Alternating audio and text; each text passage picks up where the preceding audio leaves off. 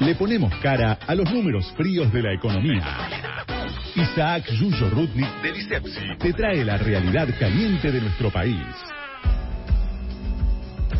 Y como todos los domingos está en línea Isaac Yuyo Rudnik, director del Licepsi. ¿Cómo está Yuyo? Acá estamos con Cecilia Boto y Santiago Martínez Laino. ¿Qué nos trajiste para hoy? Estás con Santiago Martínez Laino. No, me presento. Estamos con Cecilia Boto, pero estoy yo también. Claro. Está bien. Pablo lo tenemos ausente, le mandamos un saludo a Pablo Mercado, que está ausente con aviso, está un poco enfermito, así que esperamos que el domingo que viene esté recuperado. Bueno, le mando un saludo y un abrazo yo también. Espectacular. Bien. Me pareció interesante insistir con un dato que venimos planteando desde hace varias semanas, que es el blanqueo de capitales que el gobierno está en las puertas de implementar.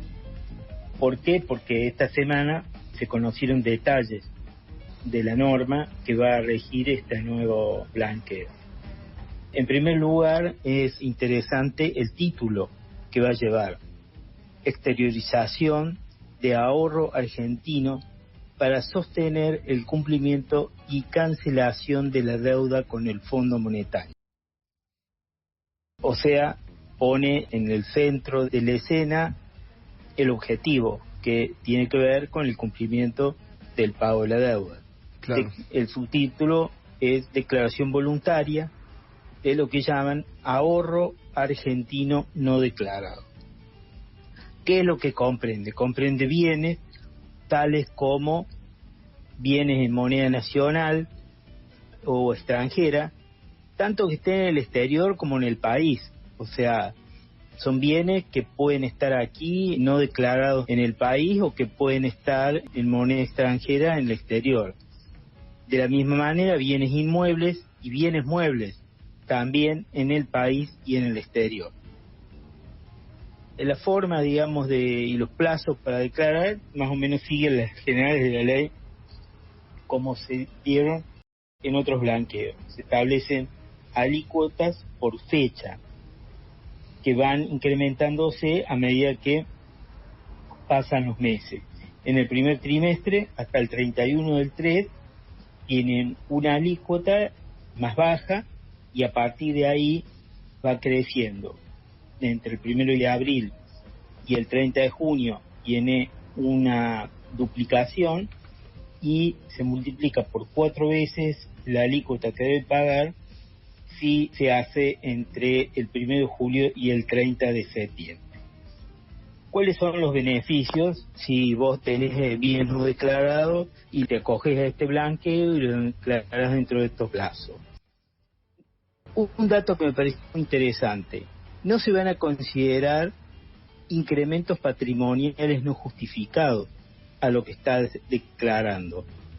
Entiendo que eso significa que si vos, Santiago Martínez Laino, que no tenés cómo justificar un incremento de $1.000.000 en tu patrimonio, Ojalá. lo podés declarar y nadie te va a preguntar por qué, de dónde lo sacaste.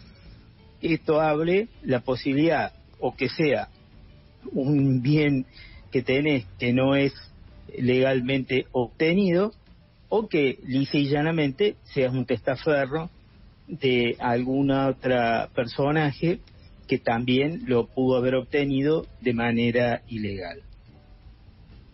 Como consecuencia de esto, a estos se los va a liberar de toda acción civil, comercial o penal tributaria o penal aduanera que le correspondiera. Y por último, otro dato que me pareció interesante es que quedan liberados de pagar los impuestos a las ganancias y a bienes personales y otros impuestos que les hubiera correspondido pagar en el periodo en que no estuvieron declarados. O sea, una vez más, en un contexto de una situación de crisis generalizada que afecta a los sectores más vulnerables de la sociedad, encadenado con las concesiones que le hizo el gobierno a los exportadores de grano, primero con un dólar favorable que llamaron el dólar soja 1, el dólar 200 pesos, cuando en ese momento el dólar estaba a menos de 160 pesos.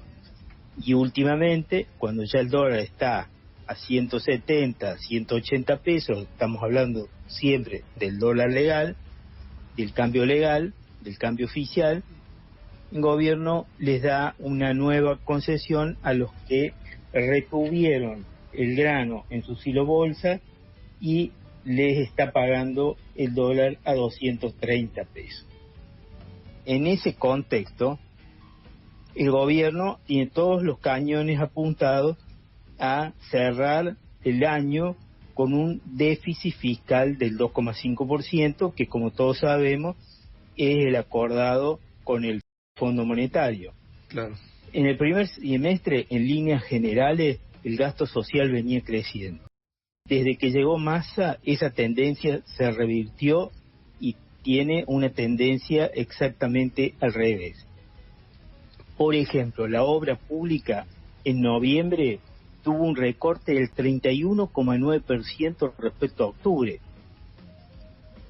El empleo público, desde que llegó Massa, quedó congelado, y en ese contexto el gobierno apunta a generar medidas que en líneas generales estos recortes del gasto público recaigan sobre los sectores, como decíamos recién, de menores recursos. Por ejemplo, pende como una espada de Damocles sobre los beneficiarios, sobre los receptores.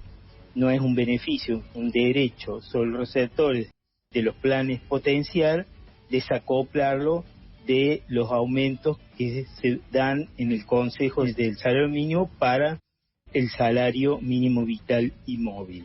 Y sigue generando por distintas vías supuestas auditorías a los perceptores del plan potencial para vigilar de que no reciban si no les corresponde de acuerdo a las rigurosas normas que se establecieron. O sea, mientras los beneficios van para los sectores más poderosos y los ajustes van sobre los sectores de menos recursos, el gobierno sigue orientado claramente en esa dirección en todos los pasos que viene dando.